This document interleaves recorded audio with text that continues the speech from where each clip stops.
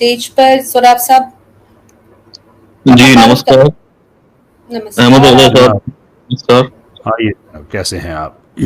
और सब आपकी दुआएं हैं। अ, जनाब। मैं बस एक ही पॉइंट रखता हूँ उसमें, जो योरिज्म और माइज्म वाला है हम्म। कि जैसा कि आप जानते हैं हिंदुइज्म में सब कुछ मतलब कि कर्मास पे डिपेंड करता है कि आप जैसा कर्म करेंगे वैसा आपको मिलेगा। ठीक है। और मैंने इतना इस्लाम पढ़ा है, मुझे लगता है इस्लाम में हम्म। फ्री विल नहीं है, जबकि हिंदुइज्म में फ्री विल है। तो ठीक ये है। एक बड़ा फर्क है। अब ठीक इसके हो लिए गया जी। मेरी दलील है हम्म। कि सूरा 81 की जी जी। 28 और 29 नंबर आयत। ठीक है। जी जी, बताइए उस आयत के बारे में। 28 नंबर आयत में लिखा है, मैं इंग्लिश में पढ़ रहा हूं।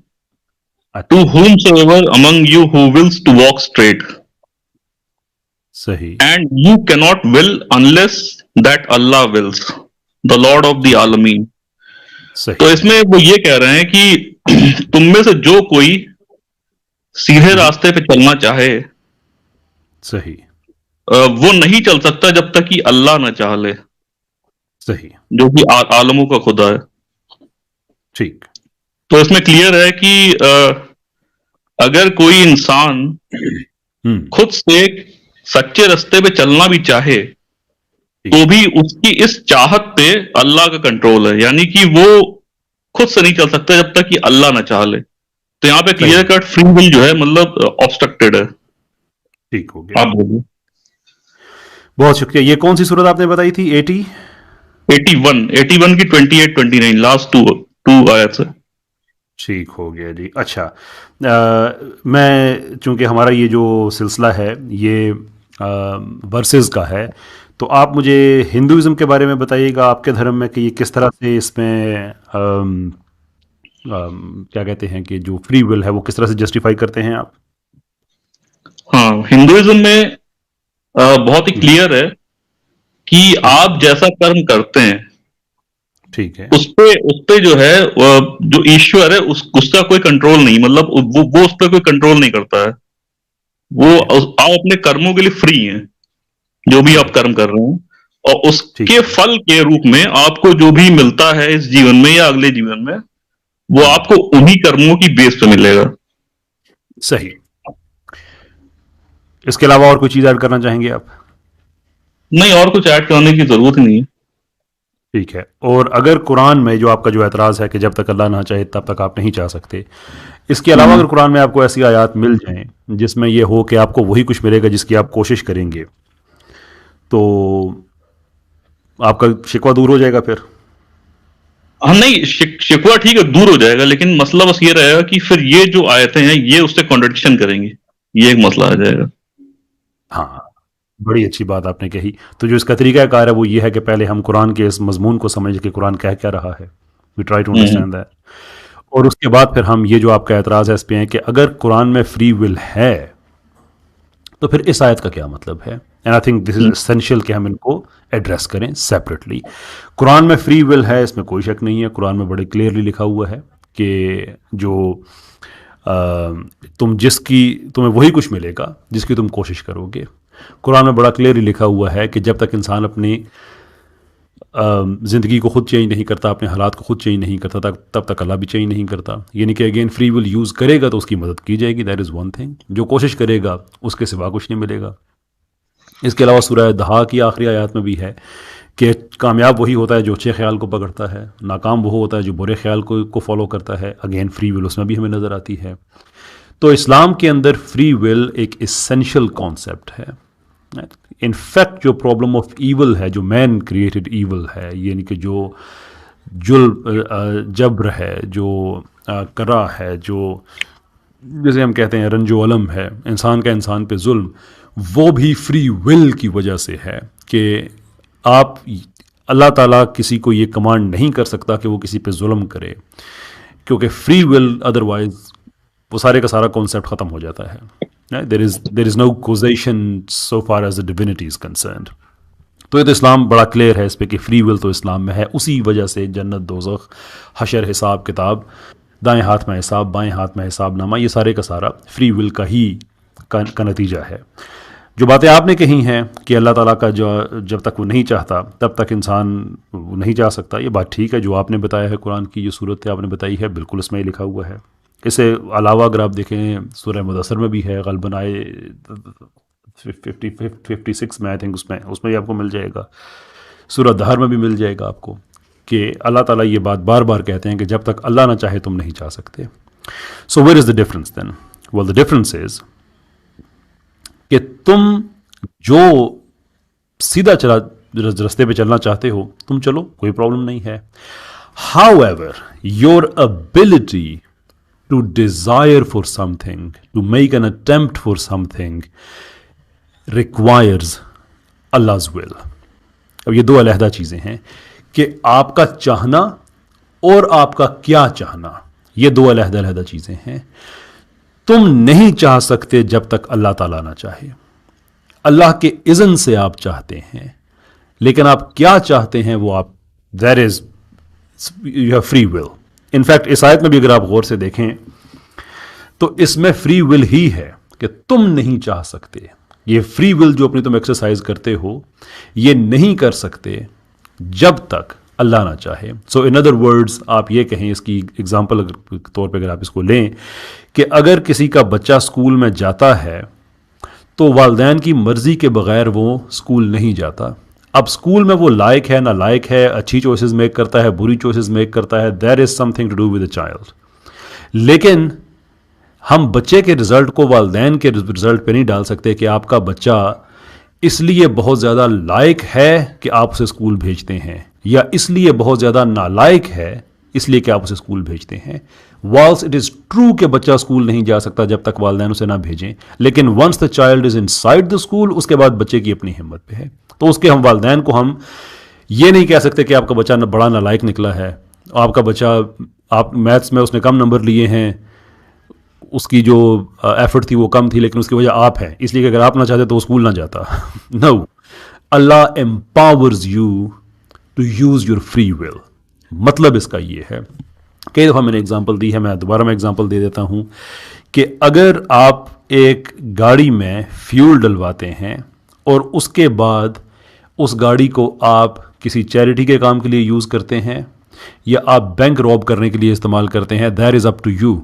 दोनों सूरतों में आपकी गाड़ी को पावर वो फ्यूल कर रहा है। आपकी गाड़ी नहीं चल सकती जब तक उसमें फ्यूल ना हो। But then how do you use that fuel? I mean, how do you use your car for what purpose? That is up to you. तो अल्लाह ताला ये कह रहे हैं कि ये जो तुम्हारा चाहना है, अगरचे ये फ्री विल है, जो मर्जी तुम चाहो, but your ability to have a free desire to do something, the ability, not the substance of it, the ability of it, ये अल्लाह ताला ने तुम्हें दी हुई। और अल्लाह ताला कह ये रहा है कि चूंकि मैंने तुम्हें दी है ना, तो अगरचे तुम्हारी फ्री विल है तुम्हारे पास, लेकिन ये याद रखना कि ये मैंने तुम्हें दी हुई है। एक अखलाकी मॉरल इन्विटेशन अल्लाह ताला की तरफ से कि ये मैंने दी हुई है, ऐसे मेरे खिलाफ इस्तेमाल ना करना। हज़रत अली इसी चीज़ की तशरीह करते हुए, या इस, मैं तो नहीं कहूँगा इस आयत की तशरीह करते हुए, लेकिन इस कॉन्सेप्ट की तशरीह करते हुए कहते हैं कि अल्लाह ताला के हकूक़ बंदों पे ये हैं कि जब अल्लाह ताला के हुक्म की खिलाफ वर्जी की जाए तो फिर अल्लाह की दी हुई किसी नेमत का इस्तेमाल ना किया जाए। ना यू कैन वंडर कि कौन सी ऐसी चीज़ है अल्लाह ताला की जो हम इस्तेमाल नहीं करते गुनाह में, सब उसी की दी हुई नेमतें हैं। तो ये एक हायर मोरल ग्राउंड है। अल्लाह ताला कह रहा है कि मैंने तुम्हें एबिलिटी दी है फ्री विल यूज़ करने की, इससे अच्छे तरीके से यूज़ करना। सब्सटेंस फ्री विल का क्या है वो तुम जानो और हशर का दिन जाने। जी फरमाइए। जी, आपकी एक्सप्लेनेशन अच्छी है, लेकिन प्रॉब्लम यहाँ पे ये है, इस आयत के साथ ये मसला हो रहा है कि जो आपने दो एग्जाम्पल दिया, एक तो कार वाला दिया और एक स्कूल जाने वाला, उसमें आपने जो फ्री विल कही है वो जो एग्जिस्टेंस के टाइम, किसी को क्रिएट करने के टाइम जो एसेंशियल फ्री विल होती है उसकी बात आपने की है। लेकिन यहां पे मसला ये फंस रहा है कि वो एसेंशियल फ्री विल को पार करके आगे बढ़ चुका है।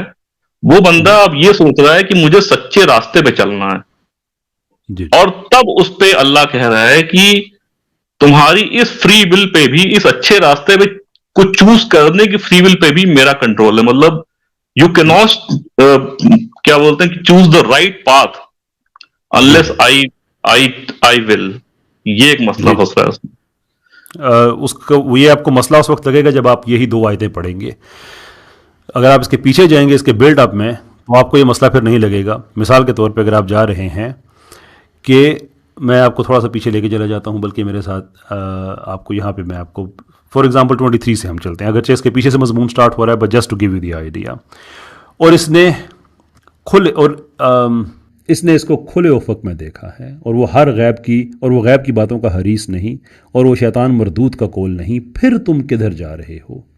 कि अल्लाह पूछ रहा हो किधर जा रहे हो तुम। एक मॉरल इनविटेशन है कि अपना रास्ता तो देखो, किस तरफ जा रहे हो तुम। और उसके बाद आगे फिर अल्लाह ताला कहता है और ये तो बस आलम वालों के लिए एक नसीहत है, ये जिक्र है, एक नसीहत है। इसके लिए जो तुम में सीधा चलना चाहे, यानी कि ये नसीहत है। अल्लाह पूछ रहा है कि किधर जा रहे हो, देखो तो सही ना कि ये बाकी जितनी चीज़ें जो तुम्हारे लिए बनाई गई हैं एंड सो फोर्थ, किस तरफ जा रहे हो तुम। और उसके बाद अल्लाह ताला ये कह रहे हैं कि ये नसीहत का बता दिया, नसीहत है। और फिर ये है कि इसके लिए तुम्हें जो सीधा चलना चाहे, मतलब ऑफ कोर्स उसको चलना चाहिए। हाँ, ये है कि तुम नहीं चाह सकते जब तक अल्लाह ना चाहे, यानी कि वो जो एबिलिटी है तुम्हारी अच्छा चाहने की, again it is the ability of it, not the substance of it, जिसकी बात की जा रही है।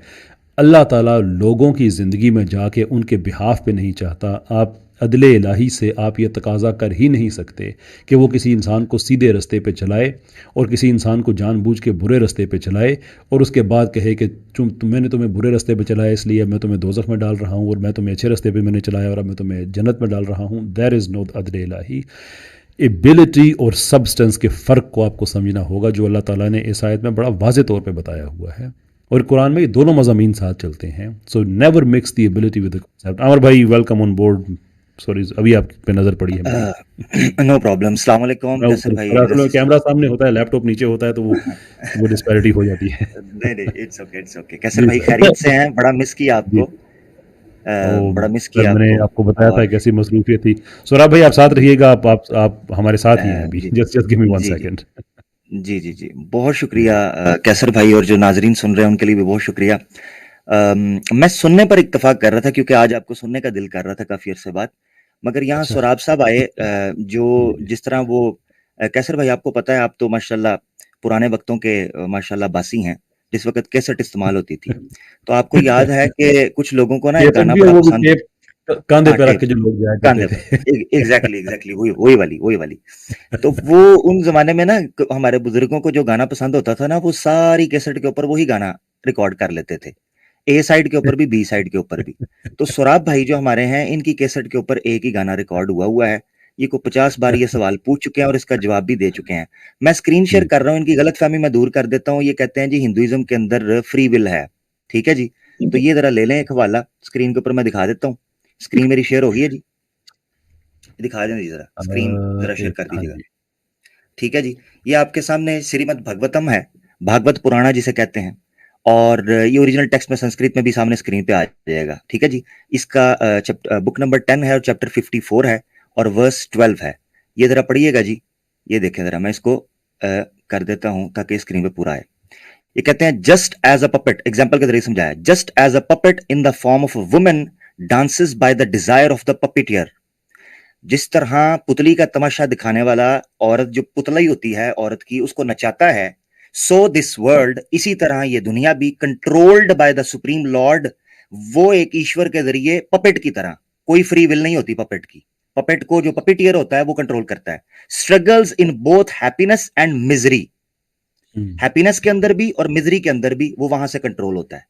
तो ये बात करना, मैं दर्जनों मिसालें, सैकड़ों मिसालें दे सकता हूं कि सनातन धर्म के अंदर किस तरीके से मिसाल के तौर पर शिव पुराणा के अंदर लिखा है डिटेल के अंदर कि शिव जी ने एक औरत का रेप कर दिया था और उसने उसको शाप दिया था कि तुम्हारे अगले अवतार के अंदर तुम्हारे साथ भी ये मामला होगा। सीता जी का क्या कसूर था? रेप तो किया था शिव जी ने। तो जो वो आया, मुझे मुझे मुझे मुझे पता है थोड़ा सा थिक माल आ गया, हजम नहीं अब आप होगा, मुझे बोलते पता है। चले जाएंगे, अब आप बोलते चले, मसला मुझे यही है ना मुझे इसको। मुझे मुझे सुनेंगे जरा, मुझे बात तो मुकम्मल आपको करने चैनल दें। पे है ना, इसीलिए मैंने बंद कर दिया, क्योंकि आप बोलते चले जाते हैं, उसके बाद रुकते नहीं मुझे है। मुझे मुझे मुझे पता है ना सर, थोड़ा मुश्किल हो हाँ, जाता है, मुझे पता है। थोड़ा सा बोलिए रुकिए, बोलिए। थोड़ा रुक, मुझे पता है थोड़ा सी दिक्कत होगी। थोड़ी परेशानी होगी, तो दिक्कत थोड़ी नहीं सी होगी, दर्द, एकदम दिक्कत नहीं थोड़ी सी दर्द होगी, मुझे मौका दे दें, थोड़ी सी, ठीक हो जाएगा बात। अरे बहुत अच्छा आसान है इसको अच्छा, इस मदद का आंसर देना। वो उसका भी 50 बार है, मैं देखता हूँ ना अभी जो आंसर वो देंगे ना, आप इस सवाल जो आप पूछ रहे हैं उसका जवाब भी वही होगा। तो श्री राम जी सीता जी के साथ शादी करते हैं और शिव जी के वो अवतार हैं, और श्री राम जी की बीवी को रावण उठा के ले जाता है, और ये भी बताया गया था कि तुम जाओगे बंदरों के साथ, ये शिव पुराण में पूरी डिटेल लिखी हुई है। हाँ जी। तो सीता मैया का क्या कसूर था कि गुनाह तो करें शिव जी और भुगतें अवतार उनके, चलो राम जी का तो कसूर था, उस सीता जी को उठा के ले गए। और इससे यह भी पता चलता है कि जिस तरह उस औरत का रेप हुआ था, इस तरह सीता जी का भी रेप हुआ था, यह मानना पड़ेगा। अब सीता इसका जी का सबूत तो रेप कहीं नहीं मतलब मिलता। कहाँ हुआ ये सब? नहीं हुआ ना, नहीं हुआ ना, होना चाहिए, होना इसका चाहिए रेफरेंस ना। है आपके पास? नहीं नहीं सुन, इसका अब सुनो तो रेफरेंस है मैं आपके पास? मुझे सुने, नहीं नहीं शिव सौरभ साहब ऐसे पुराण, नहीं ना। स्वराज ऐसे नहीं, आमिर भाई मुझे मैं एक बताऊंगा एक रेफरेंस सेकंड दूंगा। दीजिएगा, आमिर भाई मुझे सिर्फ एक सेकंड दीजिएगा।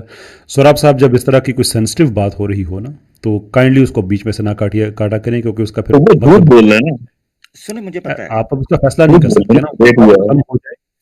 ये भी तो हो सकता मैं है ना आपने गलत समझा है, जो कि आपने गलत नहीं समझा है, ये भी समझा पता है, होना गलत चाहिए। समझा है। हाँ तो मैं आप रेफरेंस बात पूछ रहा पूरी हो हूँ। लेने दें।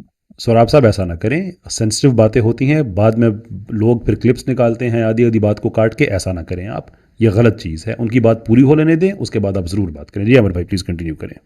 ये बिल्कुल गलत समझे हैं। मैंने ये कहा है कि उस शाप के मुताबिक, उस भविष्यवाणी के मुताबिक जो उस औरत ने की थी शिव जी के बारे में, उसके मुताबिक सीता जी का रेप भी होना चाहिए था कि नहीं हुआ, मगर उसने जो शाप दिया था वो बात पूरी हुई, शिव पुराण में ये लिखा है। अब बात यह है कि अगर फ्री विल होती तो श्री राम जी का क्या कसूर था? चलो श्री राम जी अवतार थे, सीता का क्या कसूर था? और ये जो रेफरेंस मैंने दिया इसमें ओवरऑल पूरी की पूरी जो फ्री विल है उसको डिस्ट्रॉय करके रख दिया है कि दुनिया ऐसे काम करती है जैसे पपेट के हाथ में, पपेटियर के हाथ में पपेट काम करता है, जैसे वो पुतली का तमाशा दिखाता है। बस मेरी ये गुजारिश थी। तो ये धोखा देना माजरत के साथ सनातनी दोस्त बंद कर दें, जिनके यहाँ कॉन्सेप्ट कर्मा का हो कि कर्मा भी है, वो किस तरह बात कर सकते हैं फ्री विल की। बहुत शुक्रिया।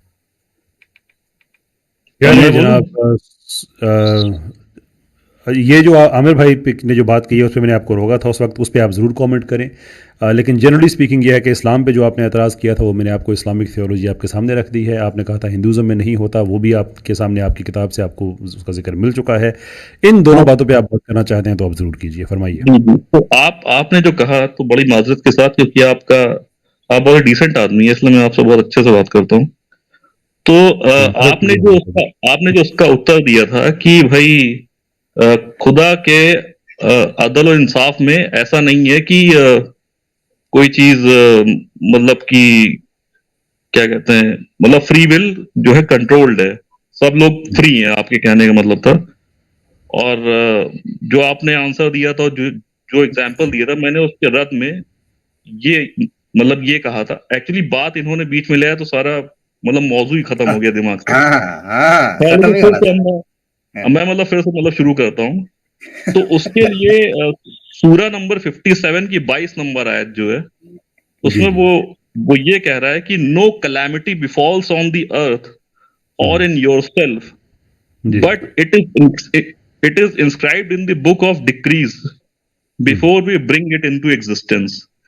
तो जी इसमें साफ साफ कह रहा है कि लॉ अल महफूज में जी पहले से ही सब कुछ लिखा जा चुका है, और जो कुछ दुनिया में होता है या फिर हमारे साथ होता है, जी। वो बाद में होता है, लेकिन वो सब पहले ही जो है लिखा जा चुका है। इससे भी क्लियर मेरा होता ख्याल है है कि कि फ्री विल सराब साहब इस चीज़ से आपको आगे बढ़ना चाहिए। इन बातों के हम कई दफ़ा जवाब दे चुके हैं कि इल्म इलाही और इंसान की तकदीर ये दो अलहदा-अलहदा चीज़ें हैं।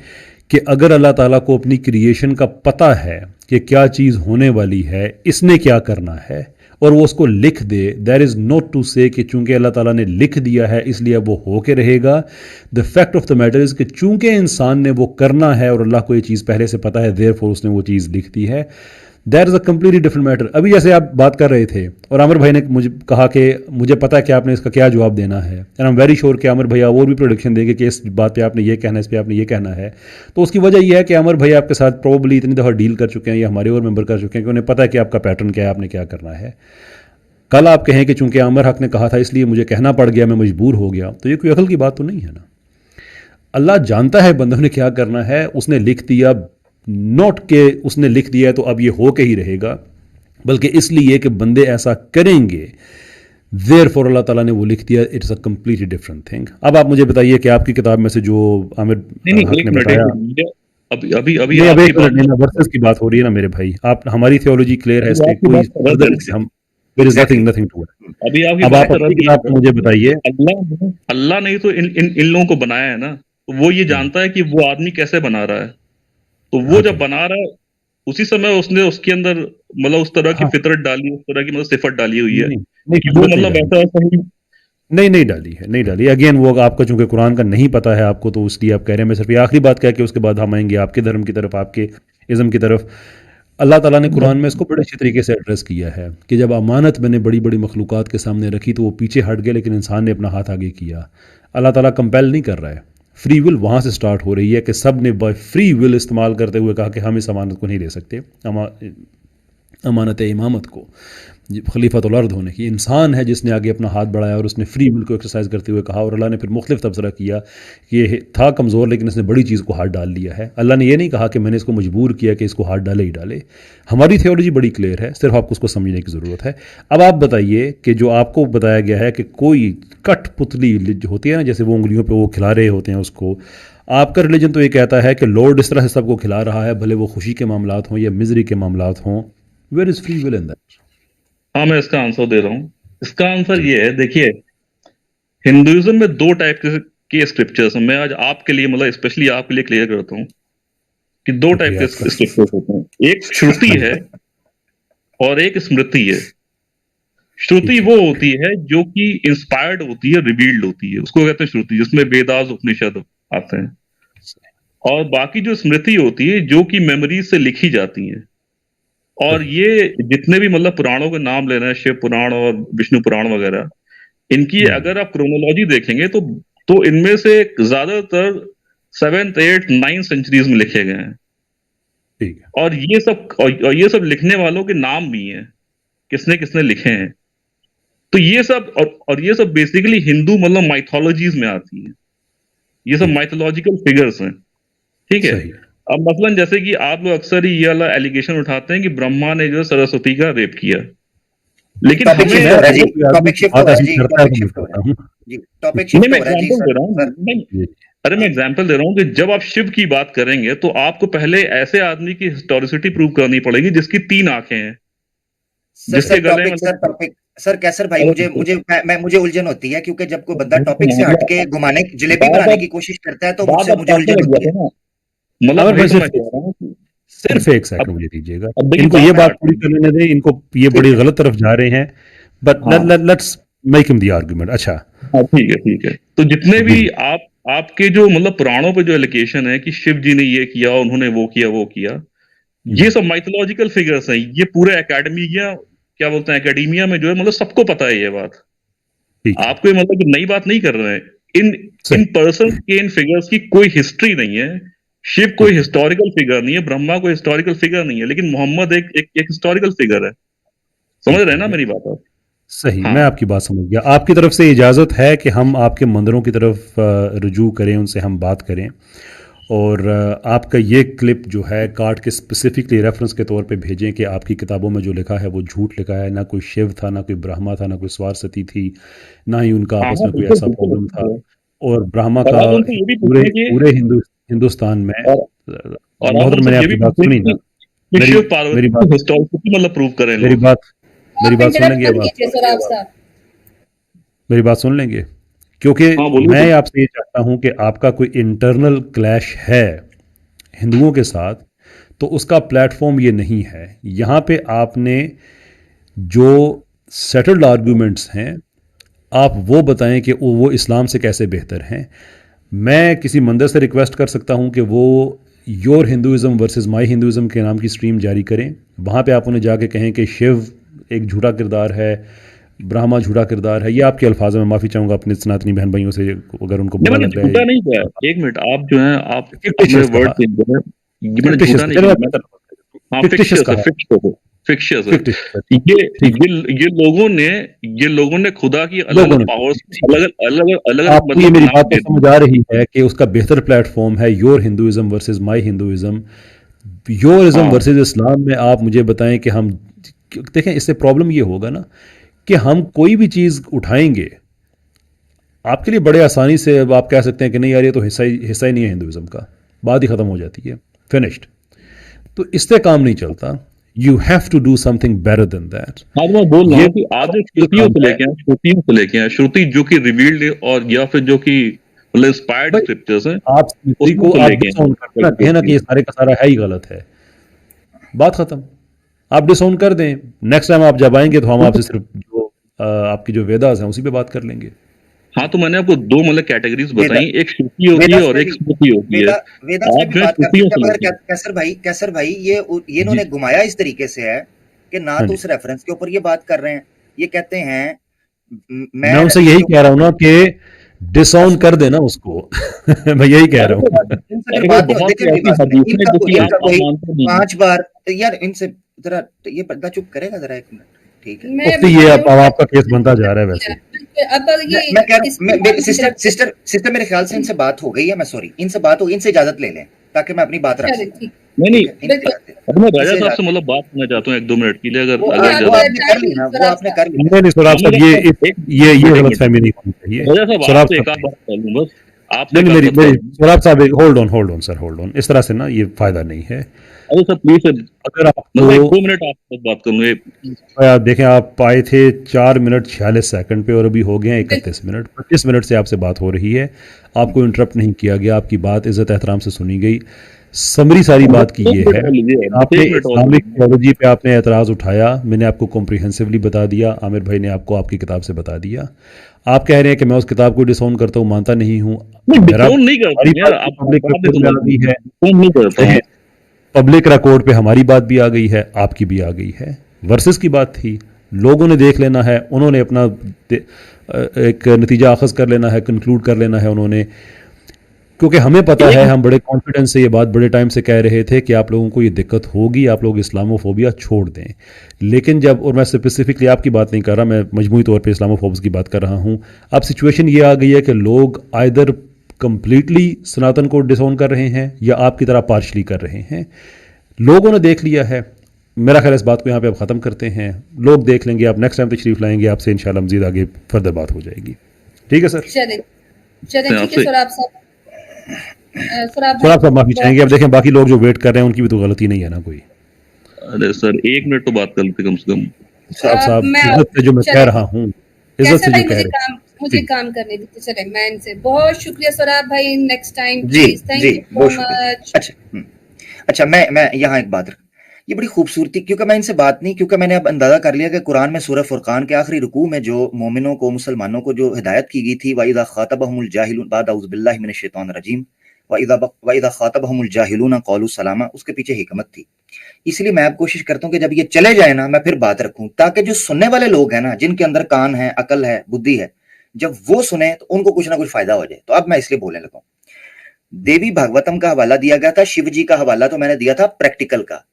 देवी भागवतम भागवतम पुराण है, छंदोग्य उपनिषद के अंदर मैंने कल हवाले दिए हैं, प्रोग्राम पर पूरा प्रोग्राम इसके ऊपर हुआ था कि इनकी जो एपिस्टेमोलॉजी, इनकी जो किताबें हैं, उनकी तरतीब के एतबार से पुराणास को और इतिहास को 5th वेदा कहा गया है।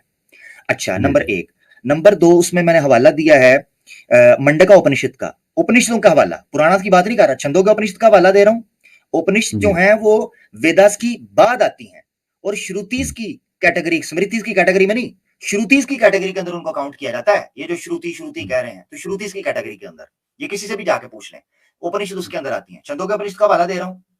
इसके बाद मैंने मंडका उपनिषद है, उसका हवाला दे रहा हूं, जिसमें लिखा हुआ है कि उसी मुंह से वेदास निकली हैं, जिस मुंह से ब्रह्मा के पुराणास और इतिहासा निकले हैं, जितने निकले हैं, ये मैंने बता दी। उससे भागवत पुराण है, और भागवत पुराण का मैंने हवाला देकर कहा है श्रीमद् भागवतम का, कि वो कह रहे हैं जिस तरह पुतली नाचती है, पुतली नचाने वाले के हाथ में, कि खुशी हो गम हो उसको कोई परवाह नहीं होती, जिस तरह पपीटियर जो है उसको नचाता है वो नाचती है। फ्री विल का कोई कॉन्सेप्ट इनके यहां नहीं है, कोई कॉन्सेप्ट, ये लोगों को धोखा देते हैं।